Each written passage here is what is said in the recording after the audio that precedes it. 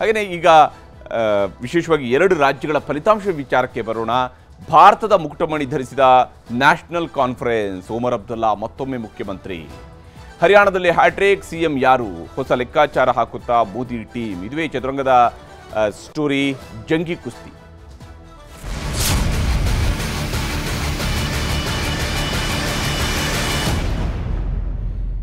ಈಗಾಗಲೇ ಹರಿಯಾಣ ಮತ್ತು ಜಮ್ಮು ಕಾಶ್ಮೀರಕ್ಕೆ ಸಂಬಂಧಪಟ್ಟಂತಹ ಅಂಶಗಳನ್ನು ನಾವು ನೋಡ್ತಾ ಹೋದಾಗ ವಿಶೇಷವಾಗಿ ಹರಿಯಾಣದ ವಿಚಾರಕ್ಕೆ ಬರೋದಿದ್ರೆ, ಹರಿಯಾಣದ 90 ಮತಕ್ಷೇತ್ರಗಳ ಪೈಕಿ ಈಗಾಗಲೇ ಕಾಂಗ್ರೆಸ್ ಕೇವಲ 34 ಸೀಟ್ಗಳಲ್ಲಿ ಮುನ್ನಡೆಯನ್ನು ಹೊಂದಿದ್ರೆ, ಬಿಜೆಪಿ 51 ಸ್ಥಾನಗಳಲ್ಲಿ 3ನೇ ಬಾರಿಗೆ ಅಧಿಕಾರವನ್ನು ಹಿಡಿಯೋದು ಮಾತ್ರ ಅಲ್ಲ, ಮೊದಲ ಬಾರಿಗೆ ಅವರು ಎಷ್ಟು ಸೀಟ್ ಗೆದ್ದಿದ್ರಲ್ಲ ಅದಕ್ಕಿಂತಲೂ 4 ಸೀಟ್ ಹೆಚ್ಚುವರಿಯಾಗಿ ಬಿಜೆಪಿ ಗೆಲ್ಲೋದ್ರ ಕಡೆಗೆ ಹೊರಟಿರುವಂಥದ್ದು ಬಹಳ ಗಮನಾರ್ಹವಾಗಿರುವಂತಹ ಅಂಶ. 51 ಸೀಟ್ಗಳಲ್ಲಿ ಬಿಜೆಪಿ ಮುನ್ನಡೆಯನ್ನು ಹೊಂದಿದ್ರೆ, ಕಾಂಗ್ರೆಸ್ ಕಳೆದ ಬಾರಿಗಿಂತ ಕೇವಲ 3 ಸೀಟ್ಗಳು ಮಾತ್ರ ಜಾಸ್ತಿ ಪಡ್ಕೊಂಡಿದೆ. ಇಲ್ಲಿ ದೊಡ್ಡ ಕಳ್ಕೊಂಡಿರುವಂತಹ ಪಕ್ಷ ಅಂತ ಹೇಳಿದ್ರೆ ಅದು ಜೆಜೆಪಿ ಕಳೆದ ಬಾರಿ 10 ಸೀಟ್ಗಳಲ್ಲಿ ಗೆಲುವನ್ನು ದಾಖಲಿಸಿಕೊಂಡಿತ್ತು. ಅದು ಈ ಬಾರಿ ಶೂನ್ಯ ಸಂಪಾದನೆ ಮಾಡಿದೆ. ಒಬ್ಬರನ್ನು ಉಪಮುಖ್ಯಮಂತ್ರಿ ಮಾಡಿ ಇಟ್ಟುಕೊಂಡಿದ್ರು ಕೂಡ ಕಡೆಯ 1 ವರ್ಷ ಇರುವಾಗ ರಾಜೀನಾಮೆ ಕೊಟ್ಟು ಒಂದು ಪ್ರಹಸನ ಮಾಡಿ ಈ ಮೈತ್ರಿ ಸರ್ಕಾರದಲ್ಲಿ ನಾವಿರೋದಿಲ್ಲ, ನಾವು ರೈತರ ಪರವಾಗಿದ್ದೀವಿ ಅಂತ ಹೇಳಿ ತೋರಿಸುವ ಪ್ರಯತ್ನ ಮಾಡಿರುವಂತಹ ಪಕ್ಷ ಇವತ್ತು ನಾಮಾವಶೇಷ ಆಗಿದೆ ಹರಿಯಾಣದ ರಾಜಕಾರಣದಲ್ಲಿ. BSP 2 ಕ್ಷೇತ್ರಗಳಲ್ಲಿ ಮುನ್ನಡೆ ಅಥವಾ ಗೆಲುವನ್ನು ದಾಖಲಿಸಿಕೊಂಡಿದ್ರೆ, ಇತರರು 3 ಕ್ಷೇತ್ರಗಳಲ್ಲಿ ಮುನ್ನಡೆ ಅಥವಾ ಗೆಲುವನ್ನು ದಾಖಲಿಸಿಕೊಂಡಿದ್ದಾರೆ. ಯಾವ ಸ್ವರೂಪದಲ್ಲಿ ಇಲ್ಲಿ ಹರಿಯಾಣದಲ್ಲಿ ಹ್ಯಾಟ್ರಿಕ್ ಸಾಧಿಸಿದೆ ಬಿಜೆಪಿ ಅನ್ನೋಂಥನ್ನು ಕೂಡ ನಾವಿಲ್ಲಿ ಗಮನಿಸಬೇಕು. ಯಾವ್ಯಾವ ಅಂಶಗಳು ಇಲ್ಲಿ ಮುಖ್ಯವಾಗಿದ್ವು ಅನ್ನೋದನ್ನು ಕೂಡ ನೋಡಬೇಕು. ಹಾಗೆಯೇ ಈಗಾಗಲೇ ಈಗ ರಿಸಲ್ಟ್ನಲ್ಲಿ ಒಂದು ಸಣ್ಣ ಬದಲಾವಣೆ ಆಗ್ತಾ ಇರುವಂಥದ್ದು. ಬಿಜೆಪಿ 51ರಿಂದ 50 ಸ್ಥಾನಕ್ಕೆ ಇಳಿಕೆಯಾಗಿದೆ. ಕಾಂಗ್ರೆಸ್ 35 ವಿಧಾನಸಭಾ ಕ್ಷೇತ್ರಗಳಲ್ಲಿ ಮುನ್ನಡೆಯನ್ನು ಸಾಧಿಸಿದೆ. ಬಹುಶಃ ಒಂದು ಮತಕ್ಷೇತ್ರದಲ್ಲಿ ಬಹಳ ಜಿದ್ದಾಜಿದ್ದಿನ ಪೈಪೋಟಿ ನಡೀತಾ ಇದೆ. ಅಲ್ಲಿ ಈಗ ಕಾಂಗ್ರೆಸ್ ಮುನ್ನಡೆಯನ್ನು ಸಾಧಿಸಿದೆ ಅನ್ನುವಂತಹ ಅಂಶವು ಕೂಡ ಗೋಚರ ಆಗ್ತಾ ಇರುವಂಥದ್ದು. ಬಹಳ ನಿರ್ಣಾಯಕ ಆಗಿದ್ದಂಥದ್ದು ಜೆಜೆಪಿಯ ಒಂದು ಪಾತ್ರ ಏನಾಗಬಹುದು, ಅವರ ವೋಟ್ ಯಾವ ಕಡೆಗೆ ಶಿಫ್ಟ್ ಆಗಬಹುದು ಅನ್ನೋಂಥದ್ದಿತ್ತು. ಆದರೆ ಬಿಜೆಪಿಗೆ ಎಲ್ಲೋ ಒಂದು ಕಡೆಯಲ್ಲಿ ಅದರ ಹಳೆಯ ಮಿತ್ರ ಪಕ್ಷದ ಮತಗಳು ಕೂಡ ದೊಡ್ಡ ಪ್ರಮಾಣದಲ್ಲಿ ಶಿಫ್ಟ್ ಆದಂತೆ ಕಂಡು ಬರ್ತಾ ಇದೆ. ಹೀಗಾಗಿನೇ 45ರ ಮ್ಯಾಜಿಕ್ ನಂಬರನ್ನು ದಾಟಿ 50ರ ಗಡಿಯವರೆಗೂ ಕೂಡ ತಲುಪಿರುವಂಥದ್ದು ಭಾರತೀಯ ಜನತಾ ಪಕ್ಷ. ಇಲ್ಲಿ 10 ವರ್ಷಗಳ ನಂತರ ಅಧಿಕಾರಕ್ಕೆ ಬರಬಹುದು ಅನ್ನುವಂಥ ಲೆಕ್ಕಾಚಾರ ಹಾಕಿದ್ದಂಥ ಕಾಂಗ್ರೆಸ್ ಹೀನಾಯವಾಗಿ ಸೋಲನ್ನು ಒಪ್ಪಿಕೊಳ್ಳುವಂತಹ ಪರಿಸ್ಥಿತಿ ಈಗ ನಿರ್ಮಾಣ ಆಗಿದೆಯಾ ಅನ್ನುವಂಥದ್ದು ಇದೆ. ಆದರೆ ಅಂತಿಮ ರಿಸಲ್ಟ್ ಬರೋ ತನಕ ಕೂಡ ನಾವು ಕಾಯಲೇಬೇಕಾಗತ್ತೆ ಹರಿಯಾಣದ ಫಲಿತಾಂಶ ಏನಾಗುತ್ತೆ ಅಂತೇಳಿ. ಇನ್ನು ಜಮ್ಮು ಕಾಶ್ಮೀರದಲ್ಲಿ ಇಂಡಿಯಾ ಬ್ಲಾಕ್ ಆದ ನಂತರ ಮೊದಲ ಬಾರಿಗೆ ಒಂದು ರಾಜ್ಯದಲ್ಲಿ ಅಧಿಕಾರವನ್ನು ಹಿಡಿಯೋದಕ್ಕೆ ಹೊರಟಿರುವಂಥದ್ದು ಜಮ್ಮು ಕಾಶ್ಮೀರ ಈಗ ಕೇಂದ್ರಾಡಳಿತ ಪ್ರದೇಶ ಇರ್ಬೋದು. ಜಮ್ಮು ಕಾಶ್ಮೀರದ ಅಸೆಂಬ್ಲಿಯಲ್ಲಿ ಈಗ ಪೂರ್ಣ ಬಹುಮತದ ಒಂದು ಸರ್ಕಾರವನ್ನು ರಚನೆ ಮಾಡೋದಕ್ಕೆ ಇಂಡಿಯಾ ಬ್ಲಾಕ್ ಮುಂದಾಗ್ತಿದೆ 49 ಸೀಟ್ಗಳೊಂದಿಗೆ. ಬಿಜೆಪಿ 29 ಸೀಟ್ಗಳನ್ನು ಗಳಿಕೆ ಮಾಡಿಕೊಂಡಿದ್ರೆ, PDP ಕೇವಲ 3 ಸೀಟ್ಗಳಿಗೆ ಇಳಿಕೆಯಾಗಿದೆ. ನೋಡಿ, 2014ರ ಚುನಾವಣೆಯ ಸಂದರ್ಭದಲ್ಲಿ 2014ರ ಚುನಾವಣೆಯಲ್ಲಿ PDPಯವರು ಬಿಜೆಪಿ ಜೊತೆ ಸೇರಿಕೊಂಡು ಮೈತ್ರಿ ಸರ್ಕಾರವನ್ನು ನಡೆಸುವಷ್ಟು ಸೀಟ್ಗಳನ್ನು ಗೆದ್ದಿದ್ರು. ಅದು ಈ ಬಾರಿ ಕೇವಲ 3 ಸೀಟ್ಗಳಿಗೆ PDP ಇಳಿಕೆಯಾಗಿದೆ. ಇತರರು 9 ಕ್ಷೇತ್ರಗಳಲ್ಲಿ ಮುನ್ನಡೆಯನ್ನು ಸಾಧಿಸಿದ್ದಾರೆ. ಈ ಇತರರಲ್ಲಿ ಹೆಚ್ಚಿನವರು ಬಿಜೆಪಿಯ ಜೊತೆಯೂ ಕೂಡ ಮೈತ್ರಿಯನ್ನು ಮಾಡಿಕೊಳ್ಳೋದಕ್ಕೆ ಅಥವಾ ಸಂದರ್ಭ ಬಂದರೆ ಸರ್ಕಾರ ರಚನೆ ಮಾಡುವಂಥದ್ದಕ್ಕೆ ಅವಕಾಶಗಳಿದ್ವು. ಆದರೆ ಬಹುತೇಕ ಇಲ್ಲಿಗ ಇಂಡಿಯಾ ಬ್ಲಾಕ್ ಸರ್ಕಾರವನ್ನು ರಚನೆ ಮಾಡುವಂಥದ್ದು ಕೂಡ ನಿಶ್ಚಿತವಾಗಿ ಗೋಚರಿಸ್ತಾ ಇದೆ. ಅಂತಹ ಪರಿಸ್ಥಿತಿಗೆ ಈಗ ನಿರ್ಮಾಣ ಆಗ್ತಾ ಇರುವಂಥದ್ದು. ಇನ್ನು ಇಲ್ಲಿ ಬಹಳ ಮುಖ್ಯವಾಗಿ ಹ್ಯಾಟ್ರಿಕ್ಗೆ ಕಾರಣ ಏನು ಅನ್ನುವಂಥ ವಿಷಯಕ್ಕೆ ಬರೋದಾದರೆ, ಯಾವ ಸ್ವರೂಪದಲ್ಲಿ ಹರಿಯಾಣದ ಹ್ಯಾಟ್ರಿಕ್ಗೆ ಏನೇನು ಕಾರಣ ಅಂತಿದೆ, ಭ್ರಷ್ಟಾಚಾರ ಆರೋಪ ಮುಕ್ತವಾಗಿರುವಂತಹ ಒಂದು ಆಡಳಿತವನ್ನು ಕೊಡುವುದರಲ್ಲಿ ಯಶಸ್ವಿ ಆದರೂ. ಕ್ಲೀನ್ ಇಮೇಜ್ ಅನ್ನುವಂಥದ್ದಿತ್ತು. ದೊಡ್ಡ ಹಗರಣಗಳ ಆರೋಪ ಈ ಸರ್ಕಾರದ ವಿರುದ್ಧ ಬರಲಿಲ್ಲ.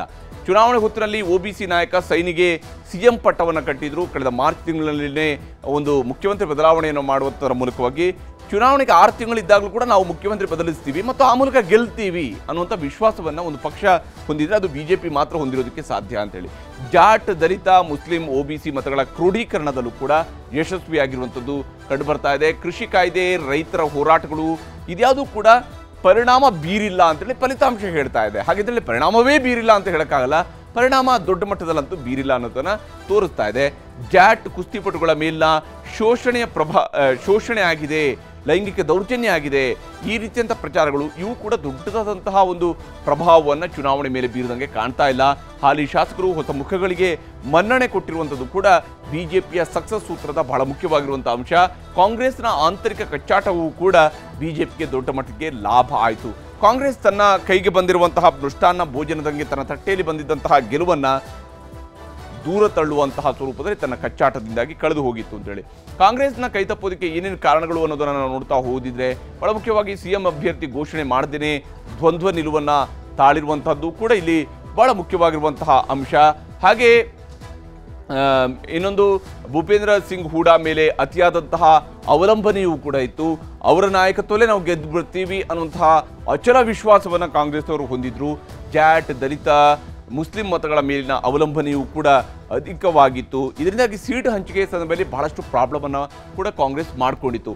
ಆಡಳಿತ ವಿರೋಧಿ ಅಲೆಯ ಲಾಭವನ್ನು ಪಡೆಯುವಂಥದ್ರಲ್ಲೂ ಕೂಡ ಕಾಂಗ್ರೆಸ್ ವಿಫಲವಾಗಿರುವಂಥದ್ದು ಗೋಚರಿಸ್ತಾ ಇದೆ. ಭೂಪೇಂದ್ರ ಸಿಂಗ್ ಹೂಡಾ ಮತ್ತು ಕುಮಾರಿ ಸೆಲ್ಜಾ ಬಣಗಳ ನಡುವೆ ಕಿತ್ತಾಟವು ಕೂಡ ಮುಂದುವರೆದಿತ್ತು. ಇನ್ನು ದಲಿತ ನಾಯಕಿ ಸೆಲ್ಜಾ ಅವರು ಸಂಪೂರ್ಣವಾಗಿ ಕೆಲಸವನ್ನು ಮಾಡಿರಲಿಲ್ಲ ಈ ಚುನಾವಣೆಯಲ್ಲಿ ಅನ್ನುವಂಥದ್ದು ಕೂಡ ಅಷ್ಟೇ ಗಮನಾರ್ಹವಾಗಿರುವಂಥ ಸಂಗತಿ. ಆಪ್ನೊಂದಿಗೆ ಮೈತ್ರಿಯಾಗದೆ ಏಕಾಂಗಿಯಾಗಿ ಸ್ಪರ್ಧೆಯನ್ನು ಮಾಡಿತು ಕಾಂಗ್ರೆಸ್. ಇದು ಕೂಡ ಇಂಡಿಯಾ ಬ್ಲಾಕ್ ಒಂದು ಕಡೆಯಲ್ಲಿ ಏನು ಕಾಶ್ಮೀರದಲ್ಲಿ ಜೊತೆಗಿತ್ತು, ಆದರೆ ಇಂಡಿಯಾ ಬ್ಲಾಕ್ ಹರಿಯಾಣದಲ್ಲಿ ವರ್ಕ್ ಆಗಲಿಲ್ಲ. ಕಾಂಗ್ರೆಸ್ಗೆ ಅತಿಯಾದಂಥ ವಿಶ್ವಾಸ ಇತ್ತು, ನಾವು ಗೆಲ್ತೀವಿ ಅಂತ ಹೇಳಿ. ಇನ್ನು ಕಾಂಗ್ರೆಸ್ಗೆ ಕಾಶ್ಮೀರದಲ್ಲಿ ಈ ಒಂದು ಅವರು ಏನು ಛೋಟಾಬಾಯಿ ಥರ ಇಲ್ಲಿ ಬಡೇಬಾಯಿ ರೀತಿಯಲ್ಲಿರುವಂಥದ್ದು NCನೇ ನ್ಯಾಷನಲ್ ಕಾನ್ಫರೆನ್ಸ್ ಇರುವಂಥದ್ದು, ದೊಡ್ಡಣ್ಣನ ಥರ ಸಣ್ಣಣ್ಣನ ರೀತಿಯಲ್ಲಿ ತಮ್ಮನ ರೀತಿಯಲ್ಲಿರುವಂಥದ್ದು ಕಾಂಗ್ರೆಸ್ ಆಗಿದೆ. ಆದರೆ ಕಾಂಗ್ರೆಸ್ನ ಪರಿಸ್ಥಿತಿ ಅಲ್ಲಿಗೆ ಬಂದು ನಿಂತಿದೆ ಕಾಶ್ಮೀರದಲ್ಲಿ. ಆದರೆ ಕಾಂಗ್ರೆಸ್ನ ಗ್ಯಾರಂಟಿಗಳ ಭರವಸೆಯೂ ಕೂಡ ಇಲ್ಲೊಂದು ಕಡೆಯಲ್ಲಿ ಕೆಲಸ ಮಾಡಿರಬಹುದು.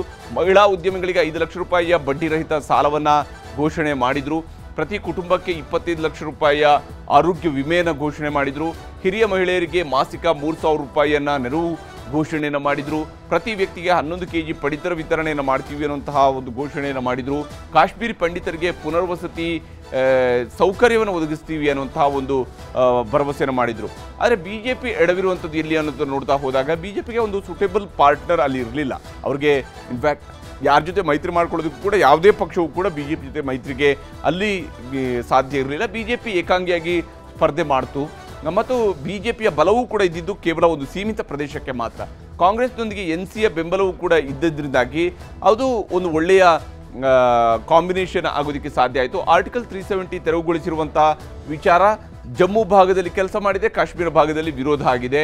ವರ್ಕೌಟ್ ಆಗದ ಹಿಂದುತ್ವದ ಅಸ್ತ್ರವೂ ಕೂಡ ಇಲ್ಲಿ ಬಹಳ ಮುಖ್ಯವಾದ ಕಾರಣ. ಯಾಕಂದರೆ ಕಾಶ್ಮೀರ ವ್ಯಾಲಿಯಲ್ಲಿ ಹಿಂದುತ್ವ ಆಗಲಿ ಅಥವಾ 370 ಆಗಲಿ ಇವ್ಯಾವುದೂ ಕೂಡ ಕೆಲಸ ಮಾಡುವಂತಹ ವಿಚಾರಗಳು ಆಗಿರಲಿಲ್ಲ. ಗೆಲುವಿನ ಪ್ರಮಾಣ ಹೆಚ್ಚಳಕ್ಕಷ್ಟೇ ಖುಷಿಯಾಗಿದೆ, ಆದರೆ ಹೆಚ್ಚು ಸೀಟ್ಗಳನ್ನು ಗೆದ್ದಿರುವಂಥದ್ದೇ ಮಾತ್ರನೇ ಈಗ BJP ಖುಷಿ ಪಡಬಹುದಾಗಿರುವಂತಹ ಸಂಗತಿ ಆಗಿರುವಂಥದ್ದು.